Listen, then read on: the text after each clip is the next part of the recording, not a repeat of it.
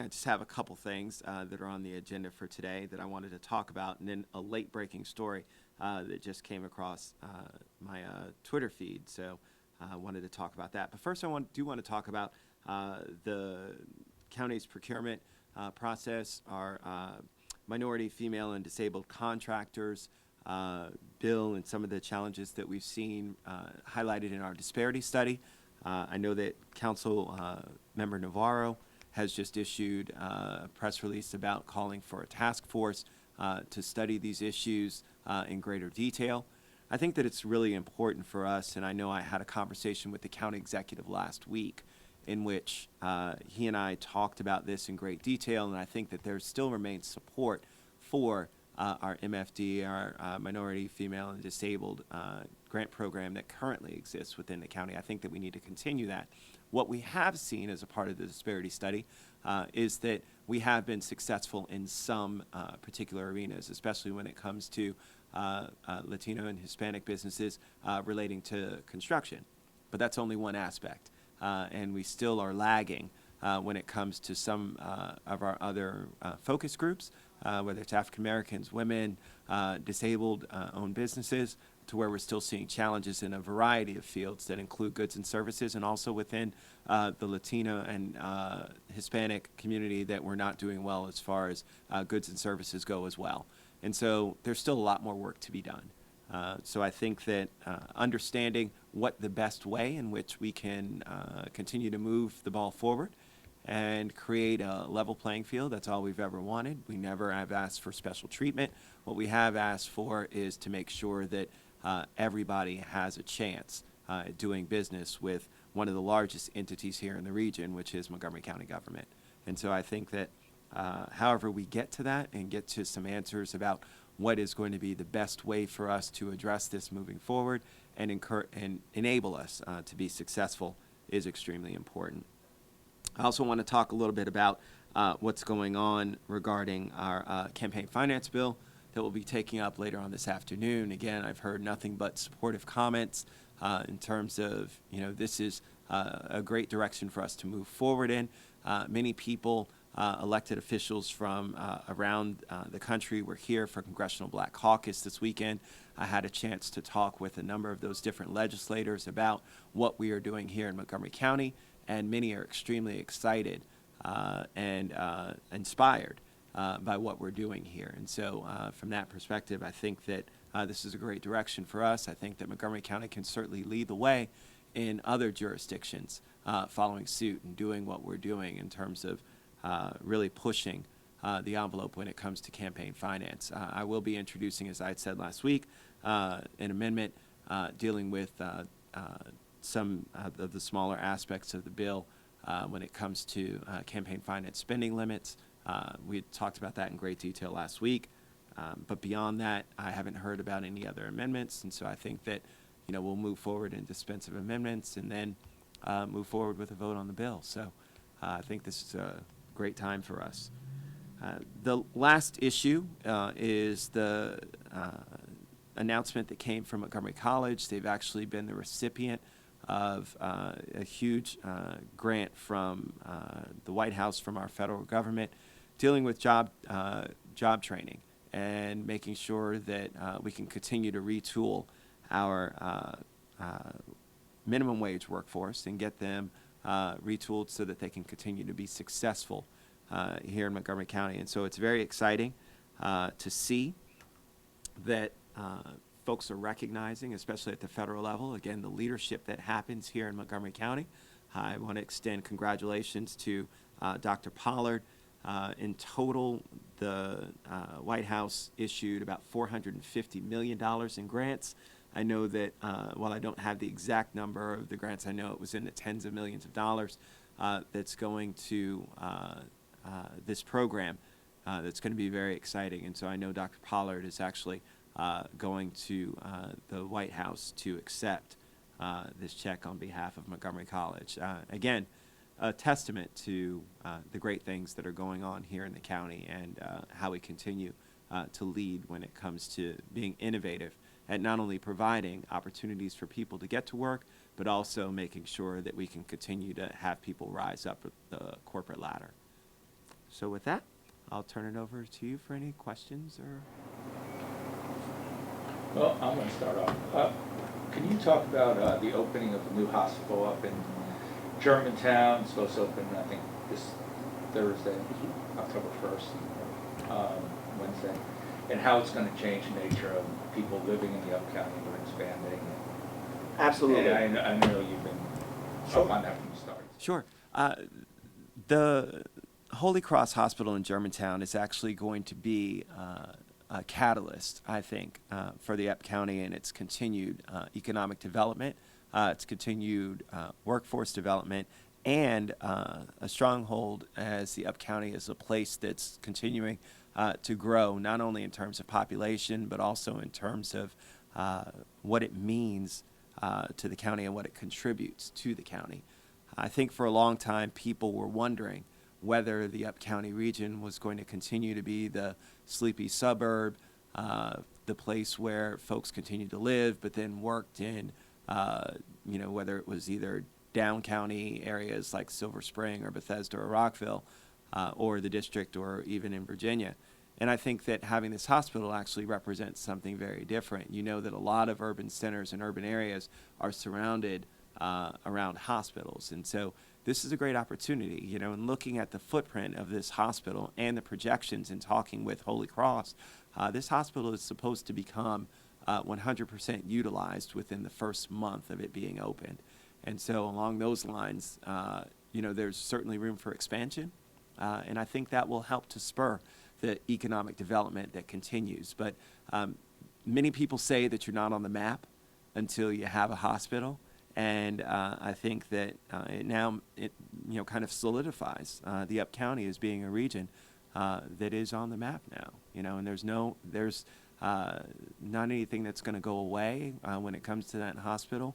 The need was certainly there when we opened up the emergency center, the Shady Grove Emergency Center, and you saw how that got utilized right away. And so now we're seeing that happen with this hospital in terms of their projections. And so it's very exciting. It's very exciting for the residents there because, again, it solidifies what they've always believed, that the Up County is certainly a place that needs to be more than just a sleepy suburb. And I think it's also going to be a catalyst to other landowners and developers that have been sitting on land in the Up County about what they want to do and the direction that they want to go in when it comes to continued development. Do you have any information about the Ebola news that we received this weekend, patient at NIH? No, from what I understand, and I know that Councilmember Berliner's office has been in very close contact with NIH throughout, and they've really been on top of this, and I appreciate that. We understand that there's no concerns when it comes to the greater public. We've been following some of the media reports as well. Just making sure that we can garner all the information we can and kind of bring it together for us. But from my understanding from Dr. Tillman and others, NIH remains a place that's extremely safe, and the public should not be concerned at all about any kinds of safety issues. So in the news, there have been concerns about drones in the past, licensed leaders owned by the county, and allegedly stingray devices. Have you heard anything about that from constituents? No, let me actually break those up because I think that they're very important topics. When it comes to drones, I think that the comments that you heard from Councilmember Berliner certainly are where we are, and it's what I've talked about from the very beginning. If we can use drones to keep some of our first responders out of harm's way, and so limited use for those drones, I think, is a direction that we'd want to head in. That's a positive for us. Nobody wants our first responders to have to risk their lives when we could actually achieve the same kind of outcome with having a drone do the same job. The key is that, again, it's having that very clear restriction in terms of what we want to see at this point. Now, we can have a conversation about what the future may hold for delivering packages and crime fighting and all those kinds of things.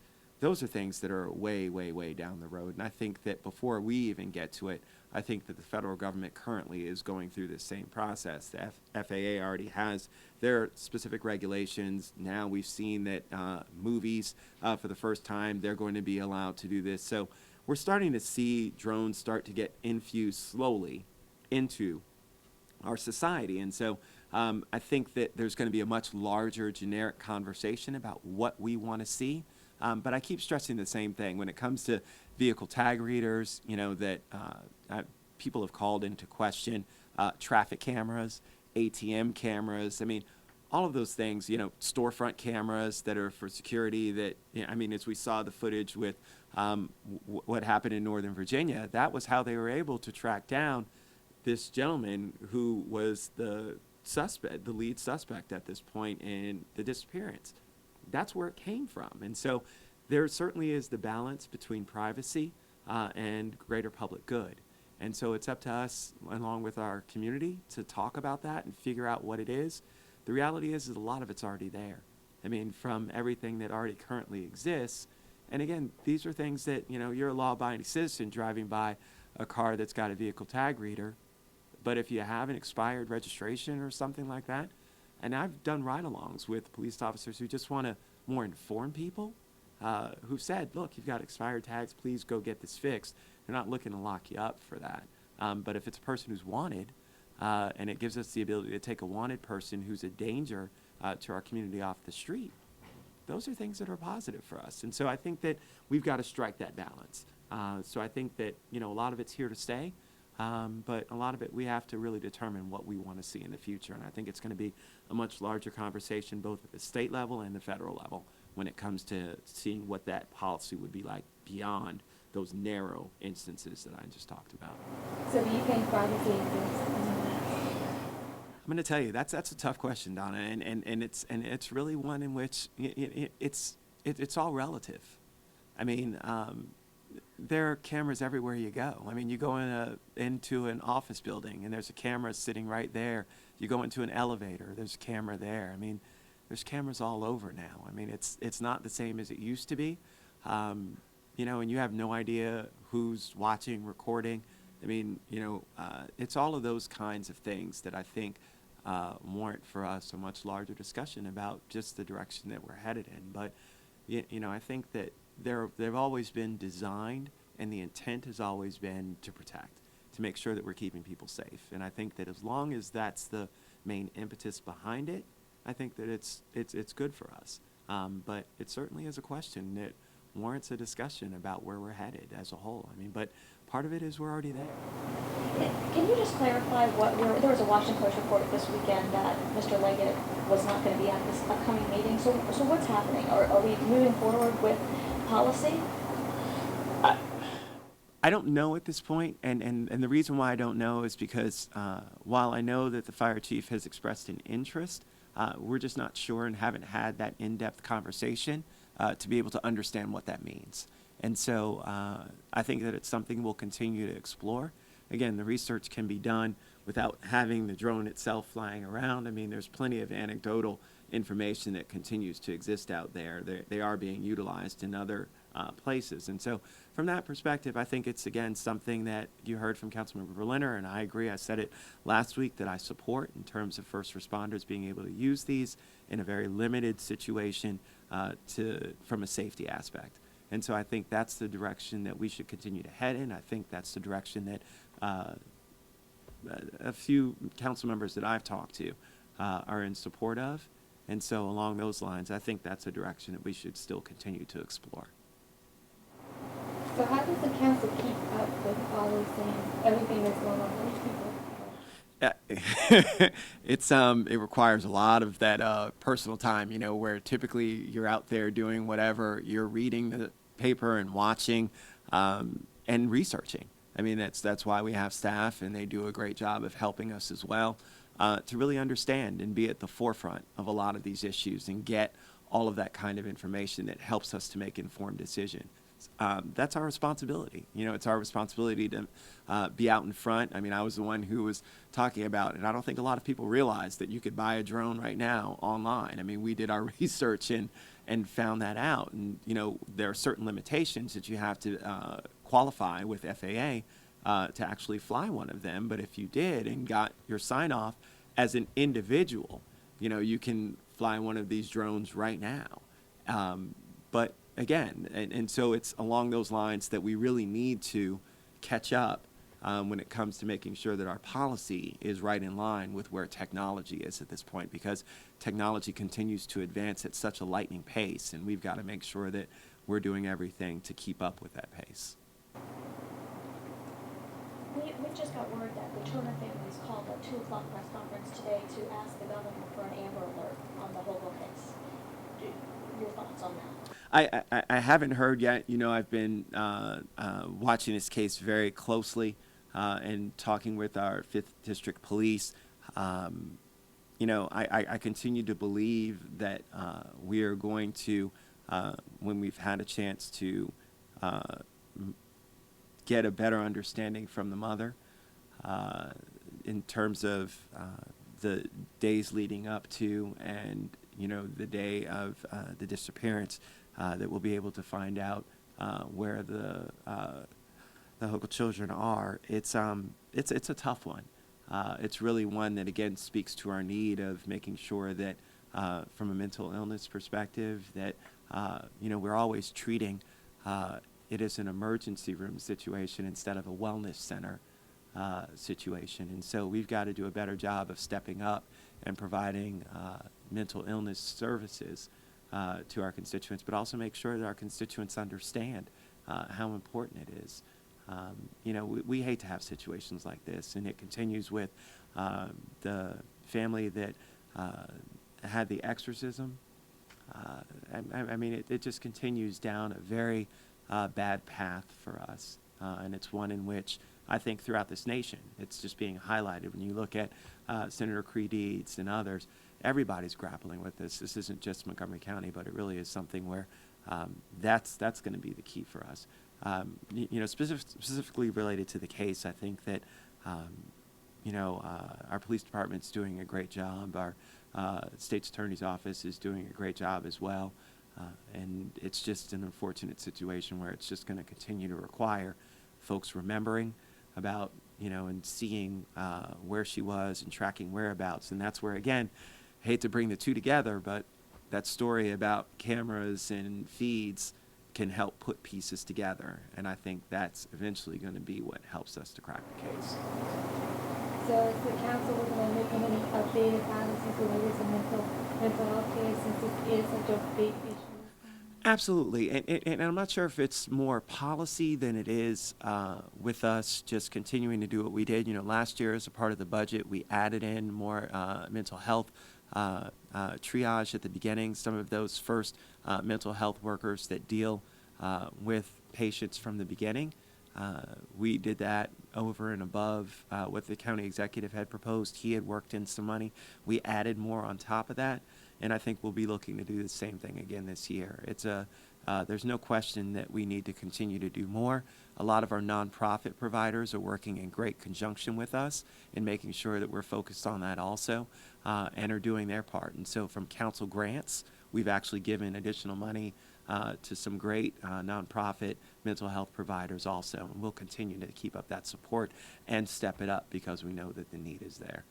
So I'm not sure if it's actual policy, but it is financial. On a lighter note, the playoff tickets for the Nationals and Orioles apparently sold out in record time. Who are you supporting? Well, it's interesting. Anybody who is born and raised in this area knows that there is one Maryland team, that is the Baltimore Orioles, and I am extremely excited. It's been a very long time. Back when I was in elementary school was the last time when the Orioles had this kind of opportunity. And so I'm really excited. I unfortunately didn't get any tickets, but I'll be watching on TV and we'll be rooting on my O's, living out some of my childhood days in watching them play. So it'll be very exciting.